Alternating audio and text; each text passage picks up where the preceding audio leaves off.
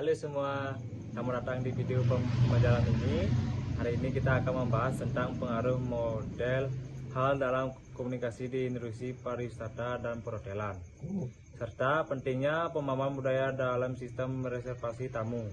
Tapi ini sangat penting karena dalam dunia perhotelan kita setiap hari berinteraksi dengan tamu dari berbagai latar belakang budaya, dan komunikasi yang efektif akan sangat menentukan kualitas pelayanan yang kita berikan. Model hal adalah teori komunikasi antar budaya yang diperkenalkan oleh Edward D. Hall. Dalam teorinya, Hall membagi budaya menjadi dua tipe besar, budaya konteks tinggi dan budaya konteks rendah. Budaya konteks tinggi adalah budaya yang komunikasi antar orangnya banyak bergantung pada konteks nonverbal, seperti ekspresi wajah, nada suara, dan bahasa tubuh. Dalam budaya ini, hubungan antar pribadi sangat penting dan informasi sering kali disampaikan secara tersirat.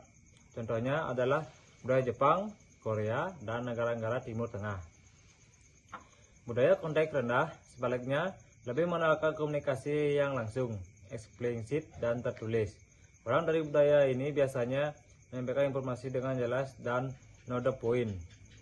Contoh adalah budaya Amerika Serikat, Jerman, atau negara-negara Skandinavia.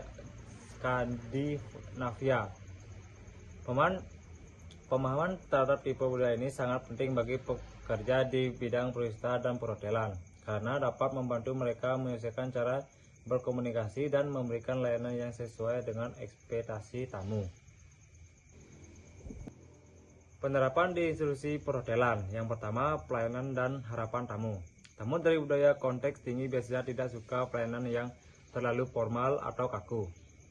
Mereka lebih menghargai layanan yang hangat, bersifat pribadi, dan penuh perhatian. Misalnya, dalam budaya Jepang, ada istilah omotenashi yang berarti melayani dengan sepenuh hati tanpa mengharapkan imbalan. Mereka akan sangat menghargai petugas hotel yang bisa memahami kebutuhan mereka tanpa harus diminta secara langsung. Sebaliknya, tamu dari budaya konteks rendah lebih suka jika segala sesuatu dijelaskan secara rinci. Mereka ingin tahu tentang fasilitas hotel, jadwal layanan, peraturan, dan harga-harga semuanya. Harus transparan dan tersedia secara tertulis. 2. Menyikapi keluhan tamu.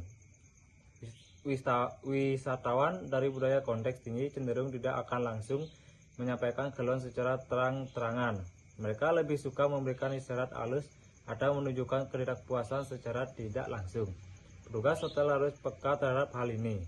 Sedangkan wisatawan dari budaya konteks rendah akan menyampaikan keluhan secara langsung, baik secara lisan maupun tertulis. Bahkan bisa langsung menuliskannya di platform belasan seperti TripAdvisor atau Google Review. 3. Interaksi dengan pemandu wisata. Wisatawan dari budaya konteks tinggi ingin pemandu wisata yang bisa membangun hubungan personal, menyampaikan informasi dengan cara yang menyenangkan, tidak terlalu kaku, dan diselingi dengan cerita atau pengalaman. Sementara wisatawan konteks rendah ingin pemandu yang menyampaikan fakta-fakta penting dengan runtut, jelas, dan logis. Mereka ingin tahu jadwal yang pasti dan informasi yang akurat. 4. Proses negosiasi dan reservasi. Dalam budaya konteks tinggi, negosiasi sering dilakukan secara tidak langsung. Hubungan personal dan kepercayaan menjadi dasar dalam mencapai kesepakatan. Dalam budaya ini, selalu to the point bisa dianggap tidak sopan. Sedangkan dalam budaya konteks rendah, semua hal harus dibicarakan dengan jelas secara awal. Mereka ingin tahu harga pasti, detail layanan, dan syarat reservasi tanpa basa-basi.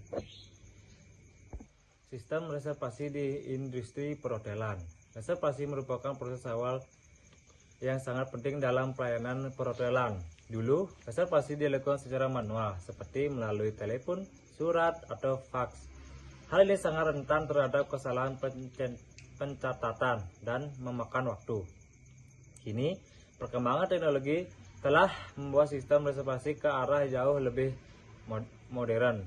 Dengan adanya Property Management System (PMS), sistem reservasi bisa dilakukan secara real time. Data tamu dapat tersimpan rapi dan proses check-in menjadi lebih cepat.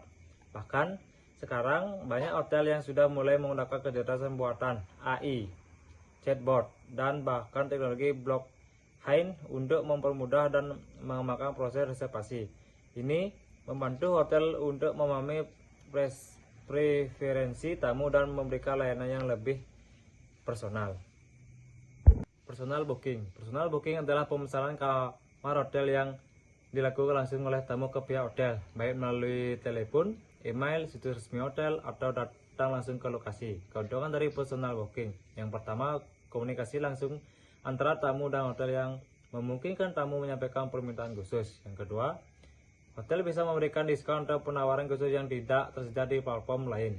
Yang ketiga, tamu lebih percaya dengan informasi langsung dari hotel. Yang keempat, proses lebih fleksibel karena tidak ada pihak ketiga. Tantangan personal booking yaitu yang pertama, hotel perlu memiliki staf yang siap memberikan pelayanan 24 jam dan mampu menangani berbagai permintaan tamu. Yang kedua, jika sistem belum terotomatisasi, bisa terjadi kesalahan pencatatan atau overbooking. Yang ketiga, kurangnya informasi yang ditampilkan di situs resmi bisa membuat tamu ragu. Solusi personal booking: yang pertama, latih staf agar mampu melayani tamu dari berbagai budaya. Yang kedua, gunakan sistem CRM, Customer Relationship Management, untuk menyimpan data dan riwayat tamu. Yang ketiga, tawarkan paket dan promo menarik agar tamu lebih tertarik untuk memesan langsung. Group booking adalah reservasi yang dilakukan untuk kelompok besar, seperti rombongan wisata, peserta konferensi, atau keluarga besar. Proses grup booking meliputi: yang pertama, pengajuan permintaan dan diskusi kebutuhan. Yang kedua, penawaran harga dan fasilitas khusus. Yang ketiga, konfirmasi jumlah kamar dan pembayaran awal. Yang keempat, persiapan sebelum kedatangan tamu. Tantangan utama dalam grup booking yaitu: yang pertama, pembatalan mendadak oleh tamu. Yang kedua, permintaan perubahan jumlah kamar atau layanan di saat terakhir. Yang ketiga, masalah pembayaran karena jumlah besar. Yang keempat, risiko overbooking. Solusi: yang pertama, terapkan kebijakan deposit dan batas waktu informasi. Yang kedua, sediakan fleksibilitas namun tetap dengan batasan tertentu. Yang ketiga, gunakan sistem manajemen reservasi yang terintegrasi.